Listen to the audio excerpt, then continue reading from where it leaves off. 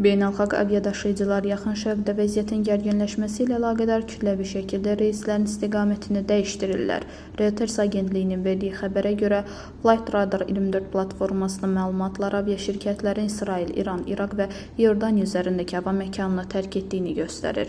İrandan Avropaya və Şimali Amerikaya uçuşlar həyata keçirən Air India aviaşirkəti New York, Vancouver, Chicago və Londonda daxil olmaqla bir neçə reysin istiqamətinin dəyişdirildiyini və ya yola düşmə məntəqələrinə qaytarıldığını bildirib. Fly Dubai, Əmman, Beyrut, Dəməşq, İran və İsrailə uçuşları dayandırıb.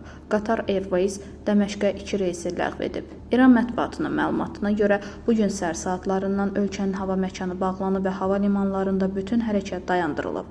Eyni zamanda Təl-Əvivdəki Ben Gurion hava limanı bağlanıb. İsrailin El Al aviaşirkətdə bütün reysləri dayandırdığını elan edib.